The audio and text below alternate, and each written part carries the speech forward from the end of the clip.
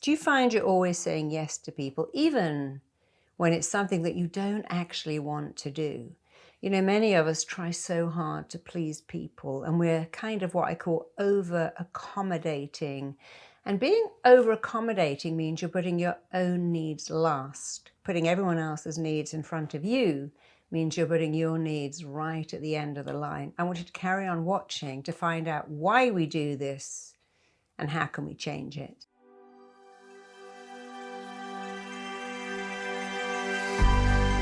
So why are we sometimes too nice, over eager to accommodate everyone else at our own expense? Well, here's the thing. When we're born on the planet, we have a very primal need. And that primal need is I must find connection and I must avoid rejection. Because when you're a little tiny dependent baby, you know innately that your survival is linked to connecting to people and not being rejected by them. And that need runs us for years and years. We need our parents to approve of us. We need the teachers to like us. We need other kids to be our friends, because our survival is linked to being accepted, being connected. If you ever watch something like Game of Thrones, you see the truth. Many hundreds of years ago, survival was a numbers game. You had to belong to a tribe, belong to a group, belong to a community, and then you were much more likely to make it. Now, we don't need that. We could live in an apartment till we're 105 with 10 cats and have everything delivered by Amazon and never see anyone. We no longer die from being disconnected, but we feel like we might. We still have this primitive fear of being rejected. After all, listen to all the songs. Don't leave me this way. I can't survive. Or by myself. I can't live without you. So music tells us I'll die without another person, even though that isn't true. So we're hardwired, super coded, if you like, to really want people to like us. And today, we put a post on Insta and then we're looking, how many likes have I got? Oh, I got no likes. No one likes me. I've got thousands of likes. I feel better about myself. And we're giving someone else the power to make us feel good. Do you like my picture? Is it acceptable? And so imagine this is a scale. This is being a people pleaser, and this is being someone who doesn't care about anyone except themselves. So there's like being arrogant, if you like, and being a bit of a martyr. They're both wrong. But right in the middle, it's called honoring yourself, taking a minute and thinking, hey, what do I want? What do I need? When I had my advice column, people would write and go, hey, Marisa, you know, I have a neighbor who always gets me to babysit, always borrows my car, borrows my stuff, borrows money, and I can't say no. I go out of my way to give people a lift and they never give me petrol money. Why can't I say no? Well, the only reason you can't say no is this. If I say no, people might not like me. And that can be true. But the most important thing is that you like you. When you like yourself, when you honor yourself, when you take a minute and think, hey, what do I want? What do I need? Then you get to say no. Because people say to me, you know, there's someone in my office, I so admire him. When we're saying, hey, we're having a collection for someone in the next office. And they go, well, I don't even know that person. Sorry, I'm not going to do that. I don't know them. I don't want to. They go, I really like that person. Well, why don't you be the same? Oh, I couldn't, because you might not like me. I said, but you just said you like the person that has the courage to say no. And until you can say no, yes has no meaning, and many yeses are really disguised no's. Or then we make this mistake. We go, you know, I'm so sorry. I'd love to babysit for you, but I can't. So imagine a friend is going, hey, could you have my kids on Sunday? And you go, oh, I'm really sorry. I wish I could, but I can't. And that's not true. Now you're giving them an in. Well, how about if you just had them for an hour, or I just want them for a little while? So you have to get used to saying, no, that won't work. I have other plans. I have other commitments. Don't say I'm so sorry unless you mean it.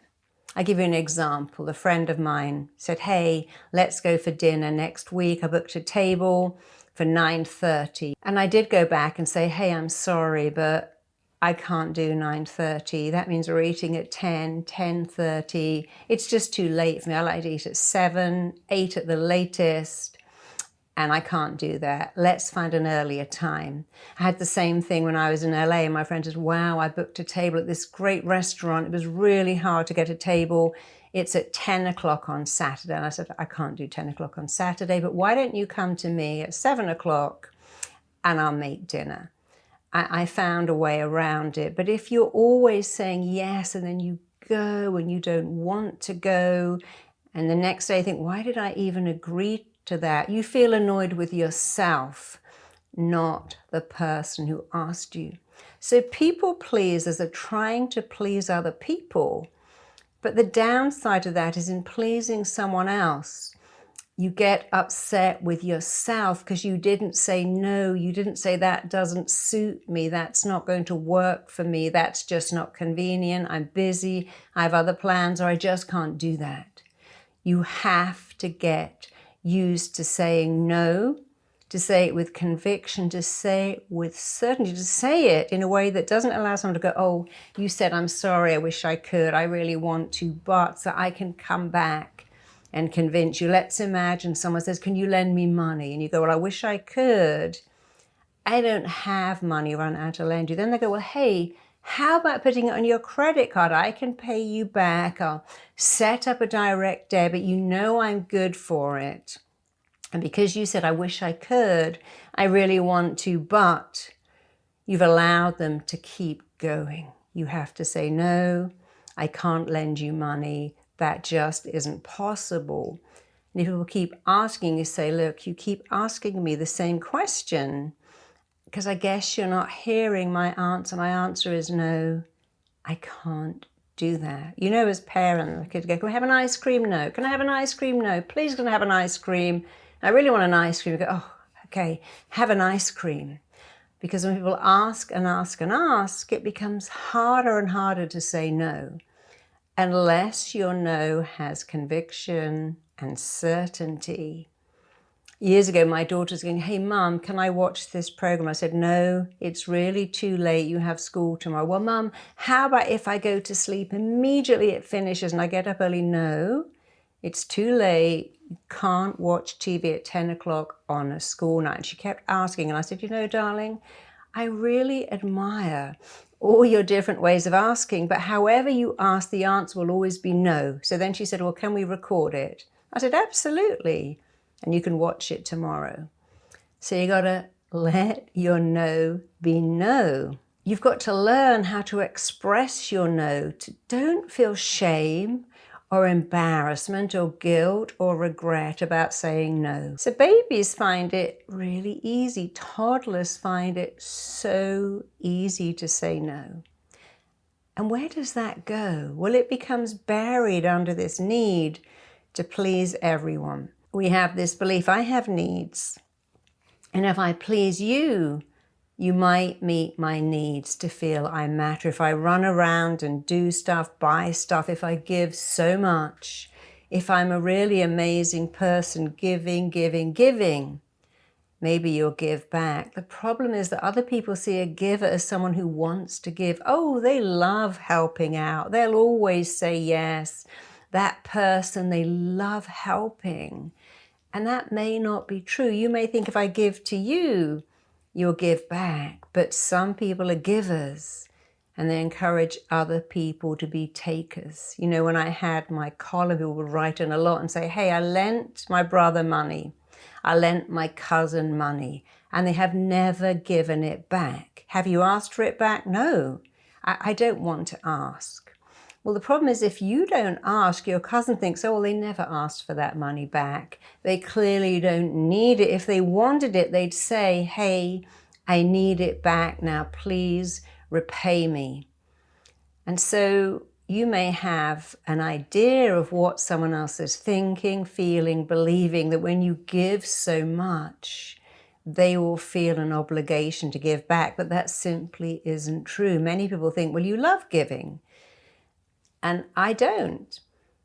So really look at why you're giving And if you're not doing it for the right reason because you love giving, but you're doing it to make other people give back.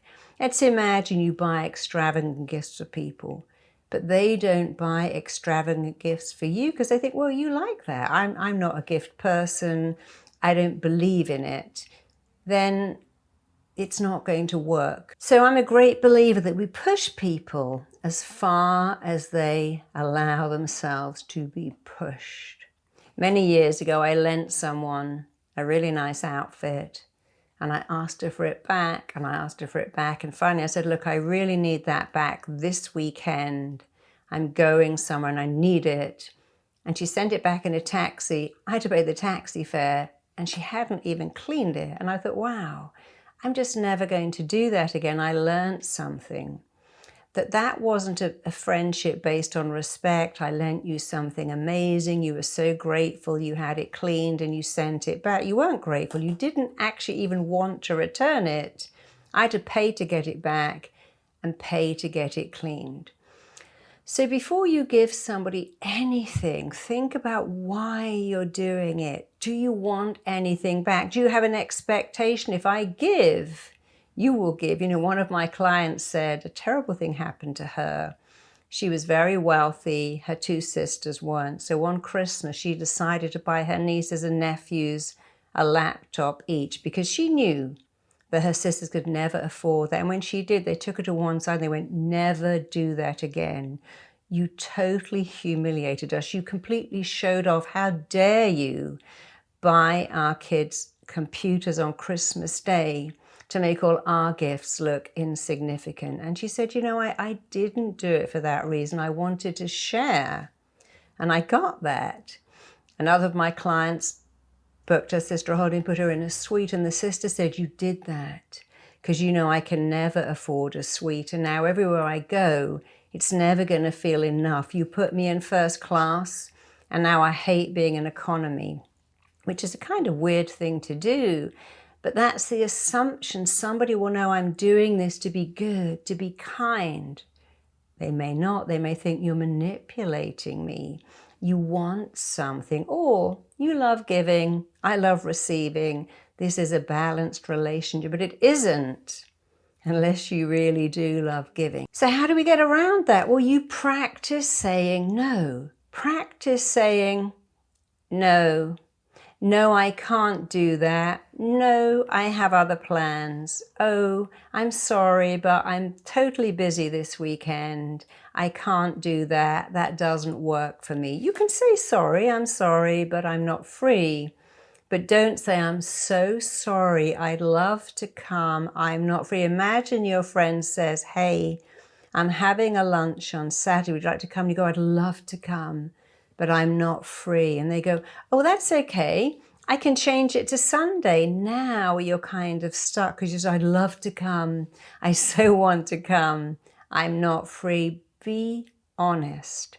I'm not free. I'm not available. That's really not my thing. Thank you so much for asking me. That's nice. Thank you so much for inviting me. Thank you so much for asking me.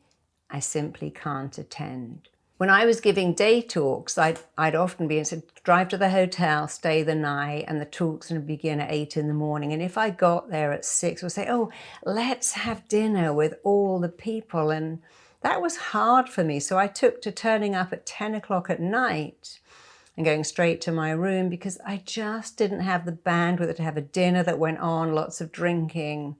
And so I learned to say when they said, hey, we booked you to speak on Saturday, 8 in the morning, but turn up on Friday and have dinner with everyone. I say, I have commitments on Friday. I can't get there till 10. And sometimes I got there at 10 and dinner was in full swing and I'd say, well, I'll have coffee, and that was just fine. But you have to think, what works for me? If it doesn't work, say no nicely, say it firmly, say thank you so much for thinking of me, but I'm just not free, I'm not available. You can say, I'm sorry, I'm not free, but don't ever go, I'd love to come, but I really want to do that, but I'd love to lend you money, but of course I'd love to babysit your kids, but I'd love to have your animals all weekend, lend you my clothes, lend you my car, lend you my house. But when you simply say it's not, people say to me all the time, hey, can I stay in your house? And I usually go, I'm so sorry, not available. I let my friends stay in my house, but people I don't know very well wanting to stay in my house, I've just learned to say, oh, it's not free. And you see, we get nice and kind very, very confused. I'm kind. I'm nice. But I'm not over nice. I don't put myself last. I don't do things for others that will cost me unless I really want to. I love helping people. I love helping people out. But when people say, hey, you're in London, can I stay in your LA house? You're in LA, can I live in your London house for 3 months? I say, no. Recently I was in America and somebody wrote to me and went, hey, in lockdown, can my gardener live in your flat for 3 months? And I'm like, oh no, I'm really sorry. My daughter's actually coming in and out of my flat, which was half true and half not true, but I just didn't feel comfortable having a gardener and his family move into my flat because sometimes people don't move out again. You can do something incredibly kind, let someone live in your home, lend them stuff. Sometimes, not always, but sometimes that can really, really backfire, especially when you can't say no. So boundaries are very important. Think about what you want. Do I want to lend people money? Do I want to lend people my things? I want to lend someone my car who's going to crash it and I've got to pay the insurance. Do I want to lend someone my home? Do I want to look after people's kids and dogs and pets? You know, not long ago, somebody called me and said, hey, could my daughter be an intern with you for a week or two? And I didn't really need an intern. I said, yeah, sure. And they said, hey, well, can she stay with you as well? And I'm like, well, no, that's not really going to work. I can't have an intern staying. So I said, no, I'm sorry, that she can be my intern for 2 weeks if she'd like for experience. But unfortunately, I can't accommodate her, put her up and feed her every day, because that just wouldn't work. But you see, when you're nice and you say, oh, sure, yes, of course, I'd love to do that. People think, well, you said yes, so let me ask you for more. Let me ask you for more and more and more. And sometimes that's your fault for not going, no, no, no. You can be extremely kind, but kindness does not mean you can't say no. You can be very kind and you can say no in the kindest, nicest way. And so when someone asks you for something and you're not sure, the best thing to do is say, oh, can I get back to you? I'm in the middle of something, or another call coming in. I'm just running out of the door. Let me call you back. Get off the phone, take a minute and think, do I want to do this? No. How would I like to say no in a way that ensures that I am heard? And if you think, yeah, I'm really not good at this and I know I'm going to get manipulated, do it by text, do it by email, do it by WhatsApp. Hey, thanks for the invitation. Very flattered you thought of me, but the answer is no. I can't do that. I'm not free, it doesn't work for me, but thank you again for thinking of me. We live in an era where it's so easy to never use the phone. You can text, you can FaceTime, you can WhatsApp, you can Insta, you can do anything. So if you find it difficult, don't have phone calls, or practice the call. Practice, maybe write out some little notes. And I've done that before. When I was younger, I'd write out some pointers. I'm going to turn this down. And I'd write it out and I'd get myself ready, take a deep breath, make the call. Hey, thank you so much. I've thought about your offer. Sadly, I can't do it. The answer is no. I'm afraid I have to turn this down. You don't even have to give reasons, but if you want to, make sure you have those too. And it's what I call the sandwich technique. When you're using the sandwich technique, the bread is the complement. So you start off with the bread. Hey, thank you so much. I was really flattered that you invited me to this event. Unfortunately, I can't come. I have other commitments. I'm totally busy that weekend. I'm not free. It's a 5-hour drive and that just doesn't work for me. But thank you so much for asking me. Again, I'm truly flattered that you did think of me. I'm pleased you invited me. So you say compliment, no compliment. Somebody asked you out on a date. Thank you so much. I was so flattered that you asked me out. Actually, I'm with somebody, or I'm just not dating now. I'm really giving the next year to my business. But again, thank you so much for asking me. I was flattered. I was very kind. I know it was brave of you to even do that, so thank you. But no. And keep thinking of this sandwich. Thank you so much. The answer is no, but thank you again. If you always use the sandwich and you're nice, when you say no nicely, firmly, emphatically, without over-apologizing, people won't go, but I'm sure you can do it. Surely you can do this. Surely you can leave early. I had offered to speak at an event in New York, and my mother died literally overnight. And I called them and I said, I'm so sorry, I can't come. My mother has died. And they went, well, why can't you come? I said, well, my mother's just died. And they said, but surely you can get on a plane. I'm like, no, my mother has just died. I am not free to fly to New York. I haven't even gone to her funeral. My daughter's incredibly upset. I'm not free. And they kept asking and asking, could you do it on Zoom? I said, of course, I'd be delighted to do it on Zoom. And I did the event on Zoom. So sometimes when we can't go, we can find other ways around it. But you must take some time and think, do I want to do this? No. Why don't I want to do it? What are my reasons for saying no? And don't think about, well, will the other person understand? Will they like it? What are your reasons for saying no? And just express them. And I promise you, even if the other person doesn't like it, you will feel so good about yourself, because the most important relationship you'll ever have is the relationship with you.